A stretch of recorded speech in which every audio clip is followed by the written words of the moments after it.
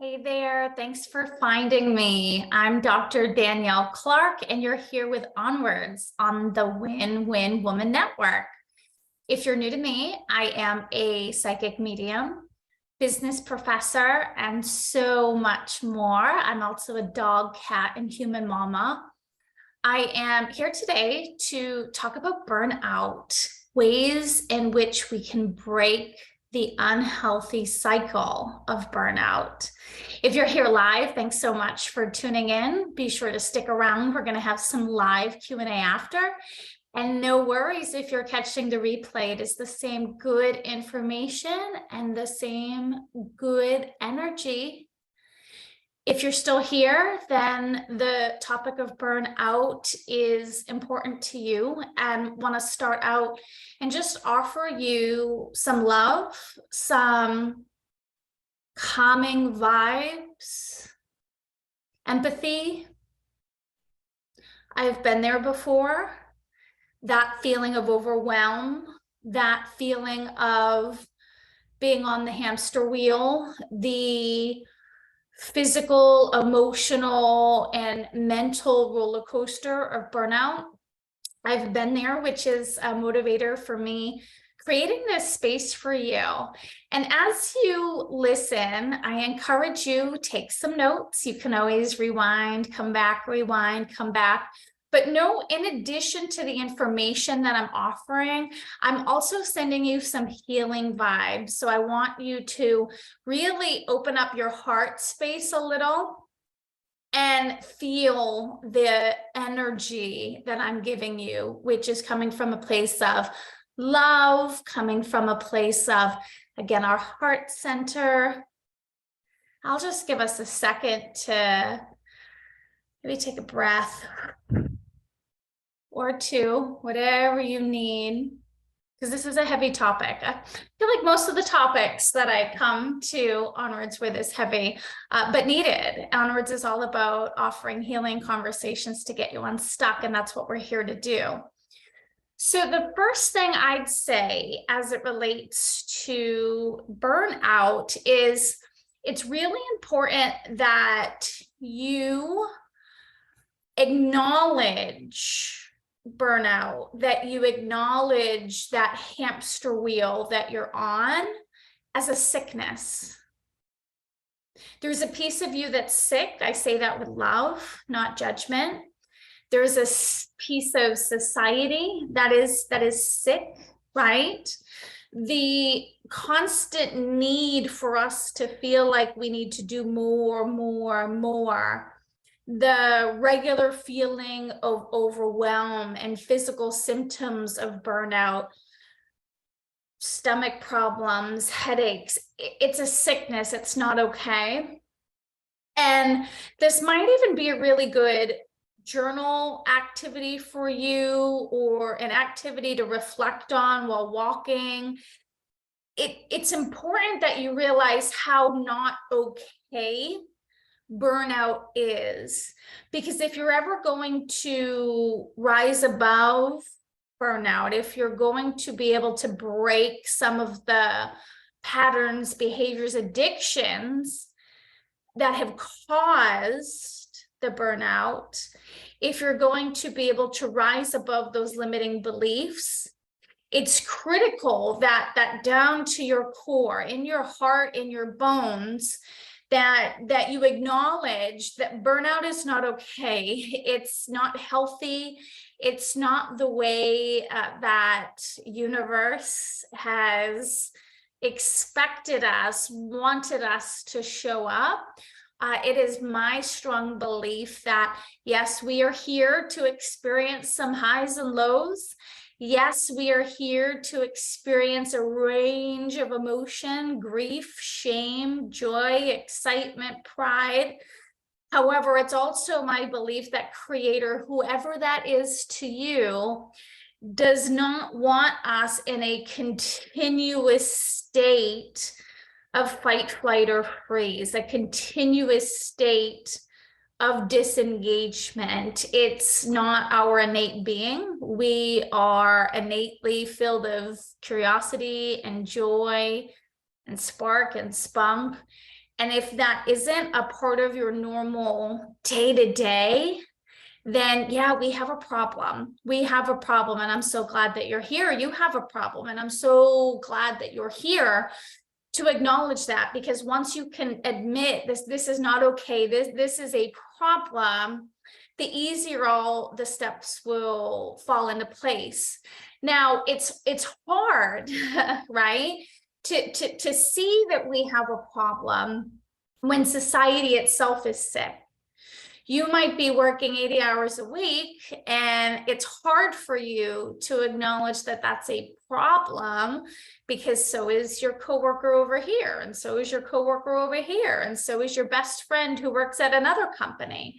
But the reality is it's not okay. So there might need to be some sitting in it, kind of an activity for you that gets you realizing, whoa, even though this is happening to many, even though I've experienced this for years, this isn't okay. There's so many reasons for burnout. So many reasons. I'd encourage you to think what part of you is adding to the burnout, right?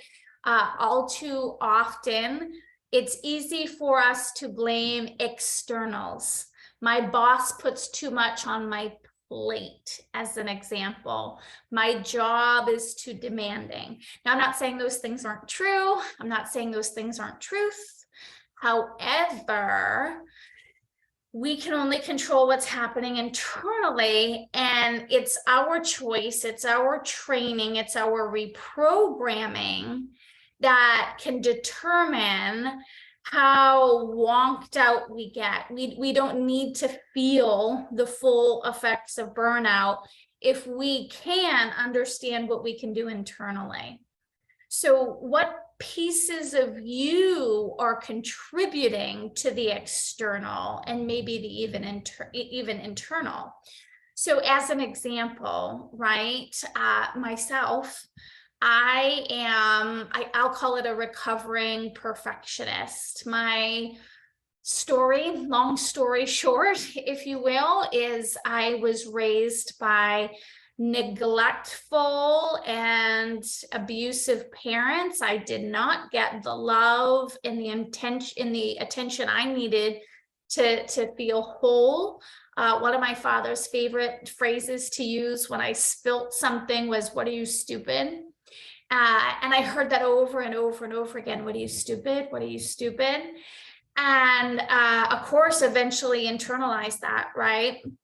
And so my coping mechanism was, I need to be perfect to get any kind of a piece of love, or kudos from my dad, or maybe a teacher, because I wasn't getting it at home. So I brought that into my work world later on in life, that I needed to be perfect. Everything needed to be 120%.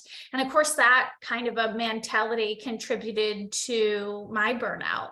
So think about what you might be bringing to your burnout. Are you eager for attention? Are you eager for validation, right? Because if we can get to the root problem, right, we can get to the root of why you're acting a certain way.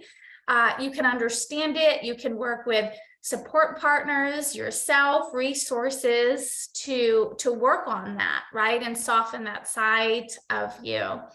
Oftentimes I work with clients, and imposter syndrome is really big for burnout. So if you've never heard the term imposter syndrome, what it means is it's this fallacy within our minds. It's a cognitive bias.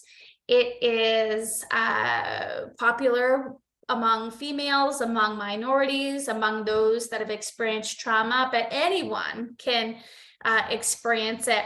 And it's when we feel like a fake. We feel like we're not good enough. We feel like a fake. We feel like we're a phony. We feel like, we don't belong. And because of those feelings, because we feel like an imposter, we're working overtime. We're overdriving everything we need to do to prove that we belong. And of course, again, that kind of an internal mentality is causing some of that burnout. So consider what might be linked internally to you.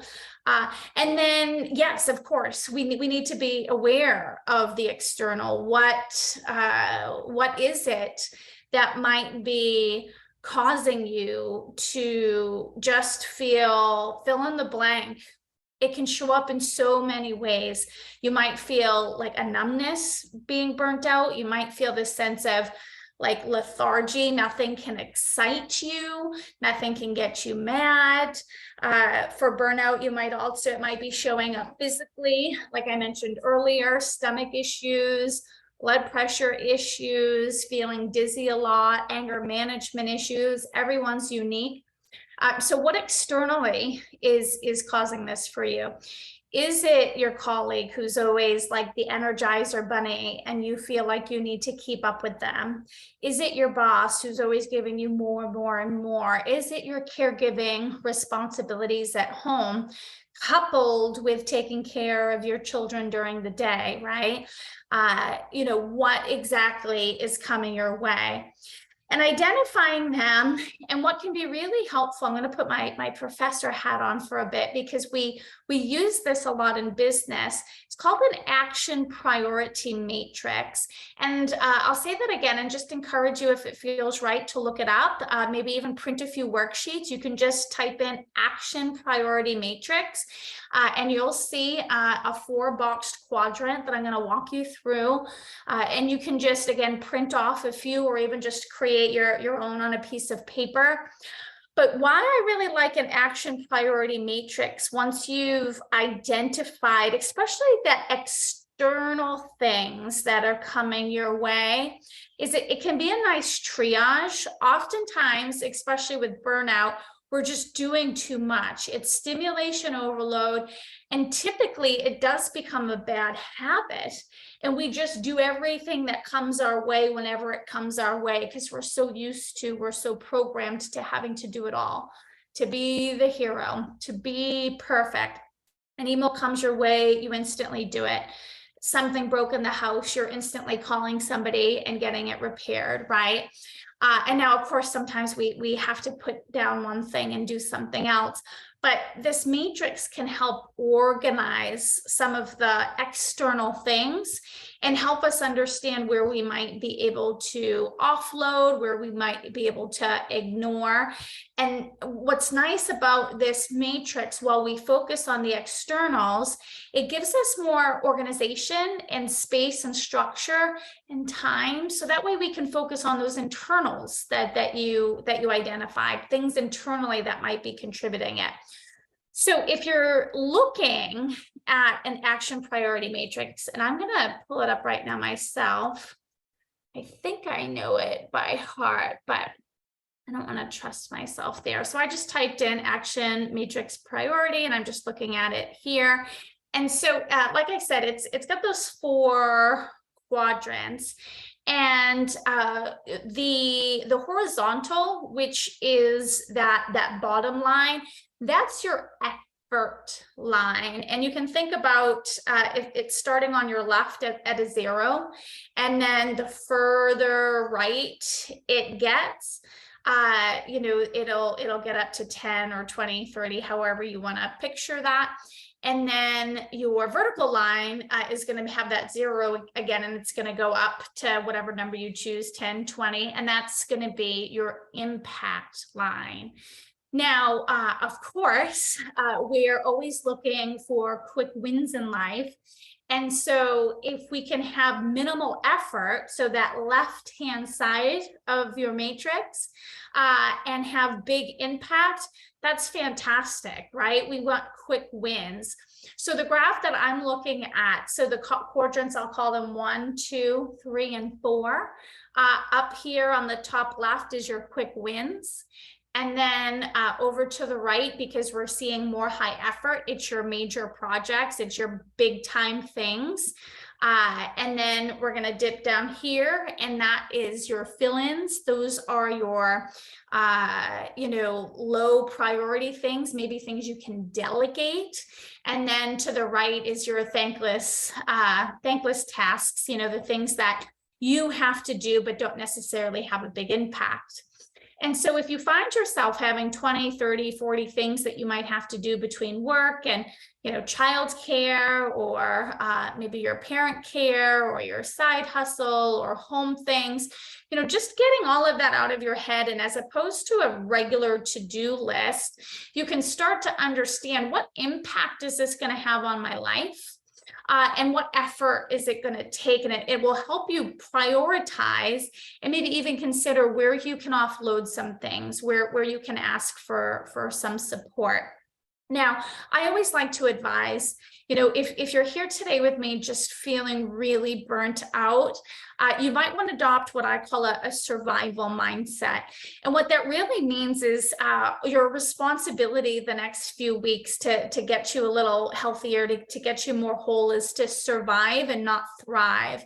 So anything that is not about your mental health, your physical health, right? Like the bare bone things that you need to do, right? Your financial health, they shouldn't go anywhere. Just try to get them off that matrix. Put them on a to-do list to dust off a month from now, or 2 months from now, or hopefully you're feeling a little bit better. I always say, give yourself the permission to buy the paper plates. It's so important. If you're not well right now, let's focus on surviving, not, how are we going to get you to write your next book, or how are we going to get you to run your next marathon? Nope. How are we going to get you a little healthier and a little bit more stable? Yeah, you might need to buy those paper plates, right? It doesn't feel good. We know, maybe not best for the environment, not your ideal, but if that's what you need to do the next few weeks, as an example, buy some paper plates, use them, recycle after. If saving a half hour every night on dishes is going to give you some peace and going to give you some calm and going to give you some extra space to work through your burnout, I encourage it. Do what you need to do, how you need to do it to find that. And again, hopefully that action priority matrix gives you a little power too. I'd also encourage you, I'm really coming in as Dr. Clark today, Professor Clark, but another thing that I use with my business students that really connects here as it relates to breaking our cycle, our patterns of burnout, is identifying our goals. All too often when we're feeling burnt out, we know how we want to feel, but we don't really identify it. Or sometimes even when we're feeling burnt out, we take a victim mentality, right? Nobody's here to help me. I just want a new job. I just want a vacation for 5 weeks. And we don't really take the time to create steady, strong, solid goals for ourselves. The reality is, if we want change, if we want to move towards something different, we need tangible goals, not I want a new job, right? That doesn't do anything. That's a very fluffy goal and doesn't really give us accountability or measurement or all of the things that you need for goal creation and working towards a goal. So what a SMART goal is, and again, it's a worksheet that you could Google. I encourage you to do so while I'm talking here, so you could look at it. But what it is, it's a framework that can help you put together strong goals, which is going to help you articulate what you're really looking for and keep you accountable. Excuse me, get a little tickle in my throat.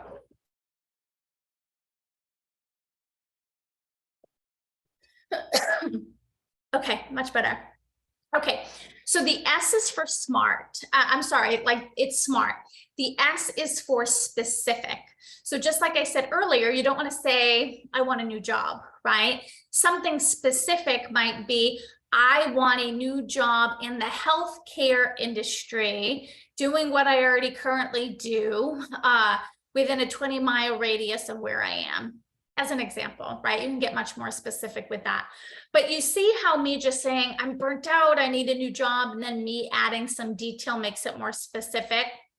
And then you want it to be measurable. And how you do it, there's so many different ways. I'm committed to finding myself a new job or a new counselor or whatever it is that is going to help you navigate your burnout, within 30 days. here's the activities I'm going to do. I'm going to make, X amount of calls per day. I'm going to do X amount of emails per day. I'm going to, like whatever that is, like make sure your goals are measurable. That's so important. And again, what's nice about this framework, it gives us power. When we're burnt out, we feel powerless, we feel trapped, we feel deflated, but you crafting your goals comes from a place of empowerment. A is just making sure it's attainable, right? Like, is it realistic? Don't be putting a pie in the sky kind of a goal out there for this activity, especially as you're navigating burnout. Really get real with yourself. Oftentimes, those who experience burnout will also experience burnout because they do way too much. So this is a nice reminder. This is a nice check-in of like, hey, is your goal attainable, right? What do you need to do to feel better? But is this attainable? Very similar, like, is it a realistic goal, right? Do you have the support? Do you have the time, right? And then your T for that smart is timely. How could you make it time bound? Saying maybe you're burnt out as an example because you need to lose some weight. You're just not feeling good. Not saying that the extra weight you're carrying is a direct tie into the burnout, but it's something that would help, right? You'd have more energy, you'd have more confidence perhaps. So if that was a goal for you, a way to make it timely, a way to make it time bound would, again, add markers. I'm going to go to the gym 3 times a week. I'm going to go grocery shopping 2 times a week, and I'm going to visit the produce aisle first and last to make sure I get as much produce as possible. Put together those very specific metrics. And again, hopefully the SMART goals and the action priority matrix just gives you some organization, because when we're burnt out, we feel very disoriented. We feel like we just don't have a path, and these 2 can help you. And as I'm talking, if you're new to me, I am a life coach. I'm an intuitive life coach. I'm that psychic medium. If you're navigating burnout, if there's anything that I can do to support your journey, on my website, drdanielleclark.com. Again, it's drdanielleclark.com. Schedule a one-on-one with me. I can tap into what's happening. I can give you personalized advice. So know that's an option. And as you're moving through this journey, just remember it's a journey, but slow motion is better than no motion. Slow motion is better than no motion. Oftentimes, when we are feeling burnout, we get into that fight, flight, or freeze, and we're really good at that freeze. I can't handle anything. I can't do anything new. How do you want me to do this when I'm already doing this? So try to get out of that limiting belief system and just realize, even if you work on this stuff, 5 minutes here, 5 minutes there, 10 minutes here, 10 minutes there.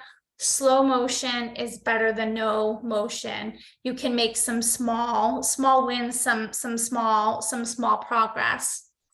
Now, breaking any kind of a habit or a cycle is just really hard, because we're in it, and although we can admit we don't like it, there's a certain comfort level chemically trained for us to do that. I'm not sure if you noticed that with your phone, but for an example, if you're stressed or you're feeling overwhelmed, are you going straight for your phone? Well, that's not a healthy distraction, or that's not a healthy coping mechanism. It would be much more conducive to, if you're feeling overwhelmed, to take that breath. It would be a better move if you got up and stretched, right? Made yourself a healthy snack. But as I'm sure you know, like with your phone, like most of us, a lot of us feel overconnected to it. It's a bad habit. It's a semi-addiction that we've created. So the cycle of burnout is really important to know. It's not going to come easy. You might need to continuously coach yourself and say, oh, I saw that here, but I didn't do this here, or I saw this here. My intuition even told me this here, but I didn't listen, right? And how many times does that happen with your phone, right? You know you shouldn't be on your phone. You know you should be going to bed. You even have that voice in your head that says like, hey, get off your phone. It's way past your bedtime and you're going to feel like junk tomorrow. But then you still don't listen, right? Because breaking, that's hard.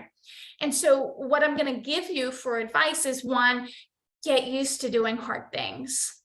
This is going to be really uncomfortable. Get used to doing hard things. Whatever you need to do, your unique burnout cycle is just that, your unique burnout cycle. What do you need to do? Are you a people pleaser? Are you always saying yes?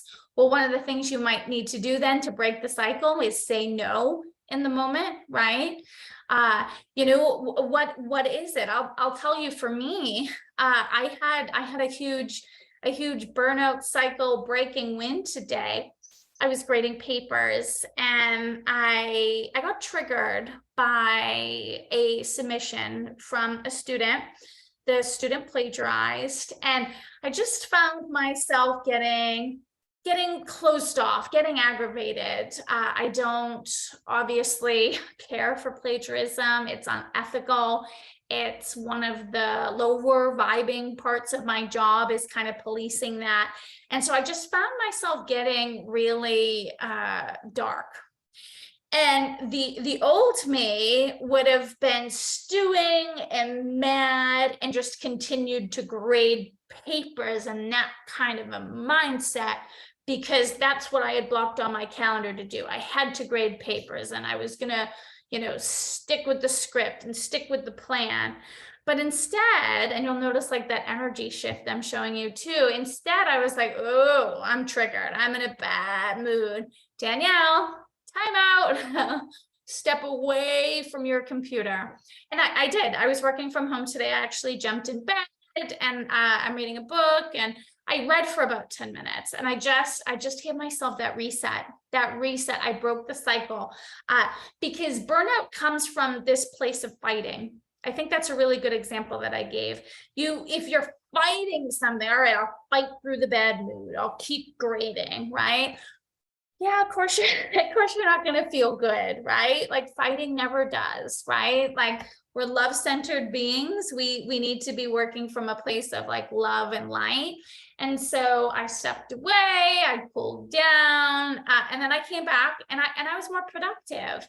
And that's a limiting belief when I talk to a lot of people too. I'm like, why are you working through? Why aren't you giving yourself, you know, some space to heal those micro moments of healing, right? Like me reading the book I really like. And people say, I don't have the time. And that's a limiting belief. And actually on my YouTube channel, I have a video specifically focused on honoring your time more. And it connects really well with this video too. So I strongly encourage you to check it out. But you do have the time, because, you know, me taking that 10-minute pause rejuvenated me. It prevented me from getting a headache. And I came back and it was definitely much more in a flow, if you will. So, you know, really consider too, when you start getting that feeling, right? Again, some people get headaches, some people just feel it in their shoulders and their face, the pit of their stomach. If you're getting that sign of how burnout shows up for you, you know, break it. Just be like, okay, I feel you. And sometimes even talking that out loud is really helpful. Like, hey, I feel you. You know, it's honoring your body. Your body knows what's going on.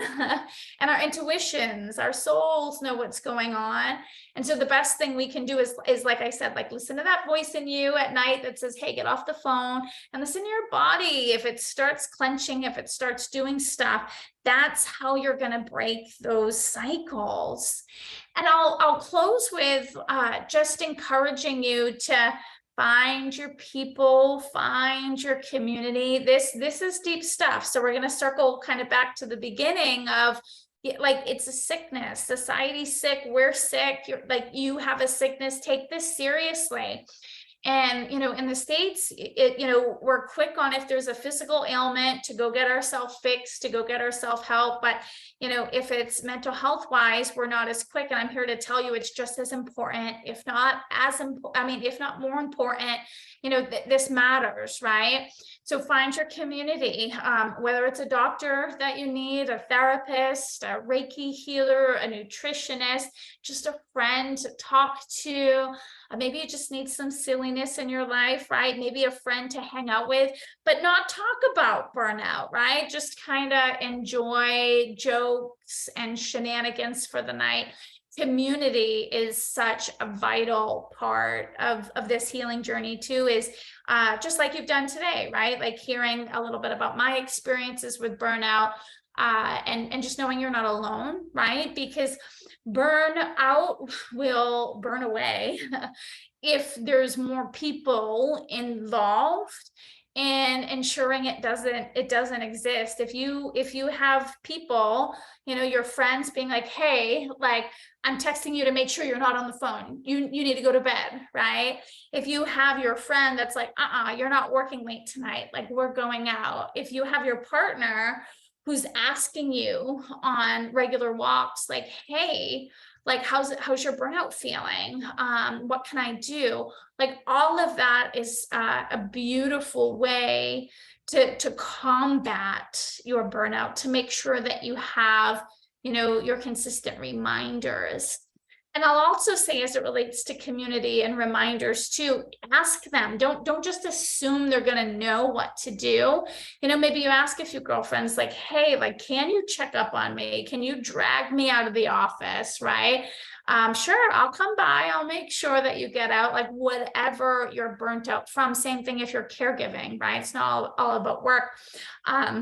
Same thing if you're caregiving, right? Like, ask your husband, like, ask your partner, like, I'm burnt out. I think I need some saving. Like, can you plan a trip? You got to speak your truth to make sure you get what you need. Okay. Whew. As always, like, a lot of information. Take what resonates, take what sticks, take what feels good to you, and make it happen. Ditch the rest, right? Or, just kind of write a list of like the 5 or the 10 things that really stood out to you. And then just say, okay, I'm going to put those on the back burner. I'm just going to focus on these 2 now, because you can't do it all. And I don't want you to burn out from this burnout video, right? Okay. Sending you lots of love and light. I want you to know that you are a human being and not a human doer. It is your God-given right to experience joy, to experience life, to experience the fullness of your personality. And you have the power to claim your health. You have the power to claim your wealth. And you have the power to claim your best life ever. And so it is. Be well. I'll see you soon.